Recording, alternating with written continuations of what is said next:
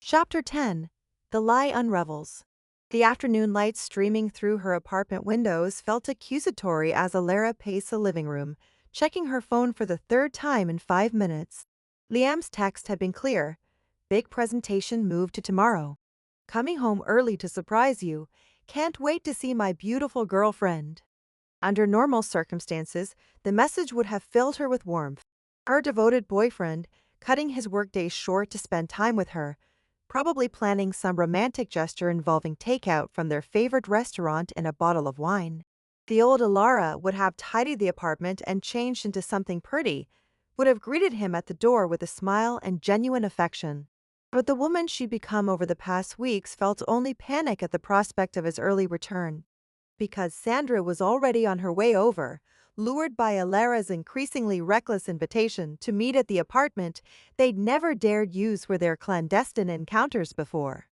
The ultimate transgression, Sandra had called it when Alara had sent the desperate text that morning. Bringing me into the space you share with him.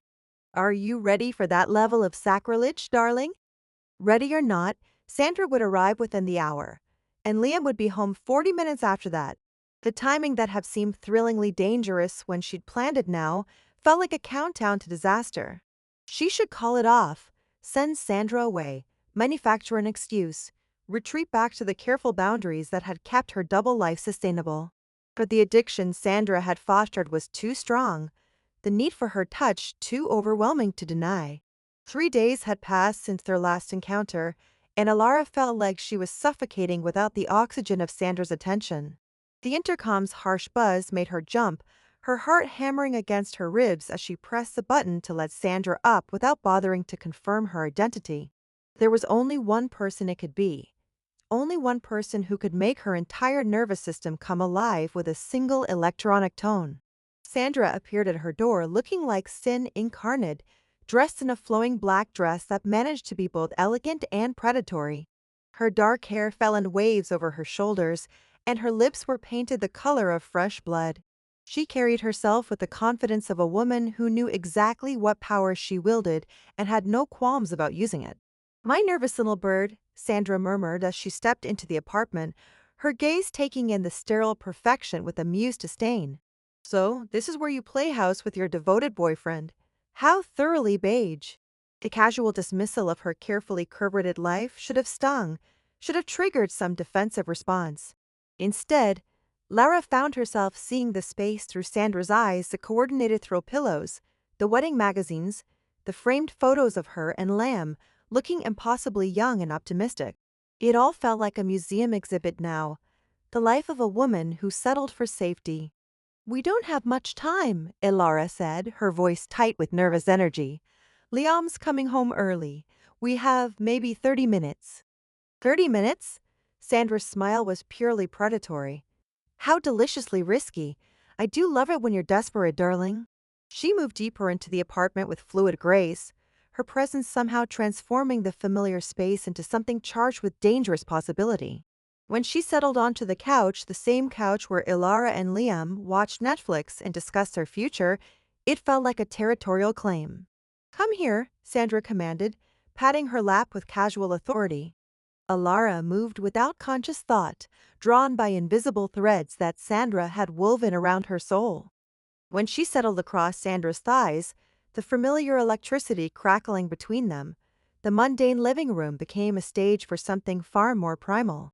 "Tell me," Sandra said, her hands already working at the buttons of Alara's blouse, "what does it feel like to bring me into a space, to let me claim you in the bed you share with him?" The crude suggestion sent liquid fire through Alara's veins even as shame burned in her cheeks. They'd never gone that far, never violated that particular sanctuary. But the way Sandra was looking at her, with hunger and challenge in equal measure, made the transgression feel inevitable. "We can't," Alara protested weakly, even as her body arched into Sandra's touch. "Not in our bedroom." "Why not?" Sandra's fingers found the clasp of her bra, disposing of it with practiced efficiency. "Afraid you'll think of me every time he touches you there. Afraid you'll never be able to pretend he satisfies you again."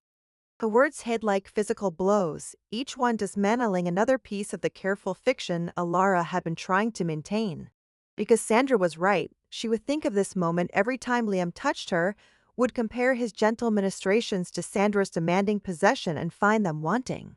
Please, Alara gasped, though whether she was begging Sandra to stop or to continue, she couldn't say. Please what, darling? Use your words. Tell me exactly what you want. But before Alara could formulate a response, the sound of keys in the front door lock froze them both mid-motion. The metallic scraping that usually signaled Lamb's return now sounded like the tolling of a funeral bell, marking the end of her carefully constructed deceptions. Shit, Layra breathed, scrambling off Sandra's lap with desperate efficiency. He's home. He's not supposed to be home for another 40 minutes. Sandra, by contrast, remained perfectly calm, watching Alara's frantic attempt to reassemble her clothing with amused detachment. How exciting, she said, her voice carrying the satisfied purr of a cat who'd cornered particularly interesting prey. What's the plan now, darling? The bedroom, Alara hissed, grabbing Sandra's hand and pulling her toward the back of the apartment. Hide in the bedroom until I can get him to leave. They made it to the master suite just as the front door opened, Leham's cheerful voice carrying through the apartment. Honey? I'm home early. Thought we could spend the afternoon together. Alara shoved Sandra into the walk-in closet with desperate force, her heart hammering so loudly she was certain it could be heard throughout the building. Sandra went willingly, but not before pressing a kiss to Alara's throat that felt like a brand. This is insane, Alara whispered, but Sandra's only response was a wicked smile that promised even greater chaos to come. Alara, where are you? Liam's footsteps were approaching, his voice warm with genuine affection and anticipation. Coming? She called, emerging from the bedroom with what she hoped was casual nonchalance. Her hair was mussed, her lips swollen from Sandra's kisses, but she could only pray that Liam's trusting nature would blind him to the obvious signs of her deception. He appeared in the hallway looking exactly as he always did, handsome, dependable, wearing the slight smile he reserved for moments when he thought they were sharing private intimacy. The sight of him should have triggered crushing guilt, should have made her confess everything in a rush of panic honesty. Instead, she felt only the intoxicating thrill of living on the edge of discovery. There's my beautiful girl, he said, pulling her into an embrace that felt foreign after Sandra's possessive touch. I managed to reschedule the Morrison meeting, thought we could have a romantic afternoon. Maybe take a bath together, open that bottle of champagne we've been saving. The innocent suggestion hit her like a physical blow. A romantic afternoon, complete with champagne and intimate conversation, while Sandra hid in their closet like a guilty secret.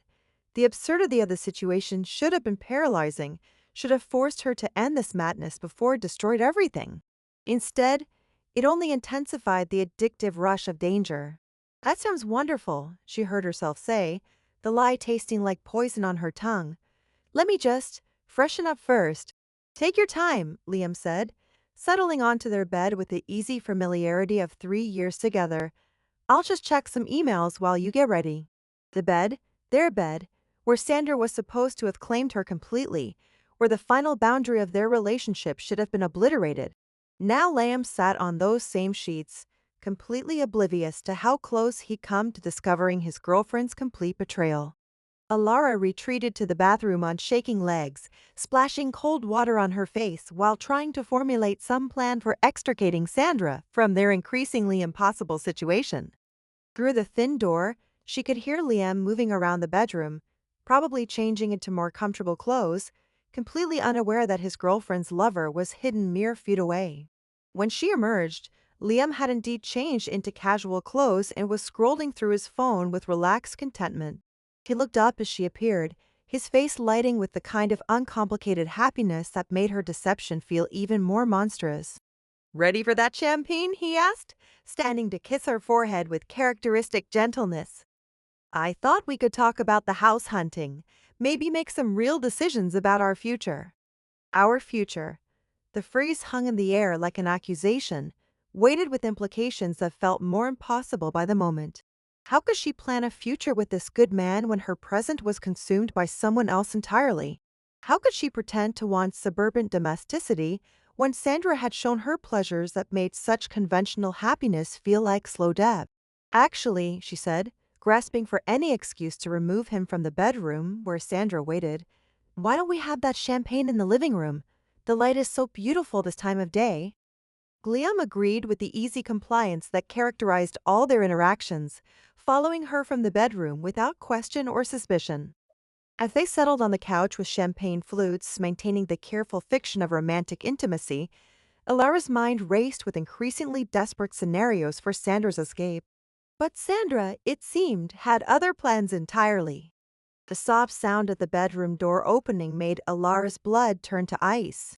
She turned just in time to see Sandra emerge from their private sanctuary, moving with the fluid grace of someone who felt no shame about her presence there.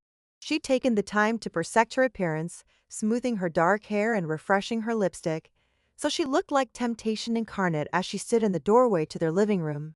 Liam's reaction was everything Alara had feared. His champagne flute slipped from nerveless fingers, shattering against the hardwood floor in a spray of crystal and golden liquid. His face went through a series of expressions: confusion, recognition, and finally a dawning comprehension that drained all color from his features. "Sandra," he said, his voice carrying the bewildered tone of someone trying to process an impossible situation. "What? How did you?"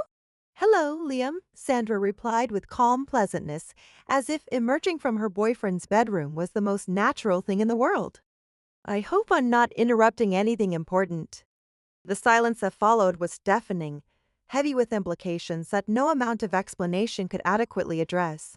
Alara felt suspended in that moment, watching her carefully constructed world collapse in real time while feeling oddly detached from the devastation. Liam's gaze moved between the two women, his expression shifting from confusion to understanding to something that looked like physical pain. When he finally spoke, his voice was barely above a whisper. "How long?" he asked, the question directed at Lara but carrying the weight of everything he'd lost. "How long has this been going on?" The truth sat heavy on her tongue, 3 weeks of lies and deception and betrayal that had transformed her into someone unrecognizable. But even now, faced with complete exposure, she found herself incapable of full honesty. "Liam, I can explain." "How long?" he repeated, his voice stronger now, etched with the kind of pain that would haunt her for the rest of her life. Sandra, watching the exchange with the fascination of someone studying an interesting experiment, chose that moment to deliver the final, devastating blow. "Tell him, darling," she said, her voice rich with satisfaction. "Tell him how you've been coming to me, begging for the kind of pleasure he could never give you. Tell him how alive you feel when I touch you, how dead you've been feeling with him." The crude honesty hit Liam like a physical blow, his entire body jerking as if he had been struck. But it was his eyes that broke Alara's heart, the way they looked at her now, seeing a stranger where his devoted girlfriend used to be. "3 weeks," she whispered, the confession torn from somewhere deep in her chest. "It's been 3 weeks." The numbers hung in the air between them, quantifying a betrayal that felt immeasurable. 3 weeks of lies, 3 weeks of living a double life, 3 weeks of slowly murdering the trust of a man who'd never given her reason to doubt his love. Liam nodded slowly, as if the confirmation of his worst fears brought some terrible form of relief. When he spoke again, his voice was steady despite the devastation written across his features. "I want you both out," he said quietly. "I want you out of my home, out of my life. We're done, Alara, we're done." The finality of those words should have shattered her, should have sent her to her knees with the magnitude of what she'd lost. Instead, as Sandra's hand found hers and squeezed with possessive satisfaction, Alara felt only the terrible freedom of having no more lies to maintain. The careful life she'd built was over, but something else was just beginning.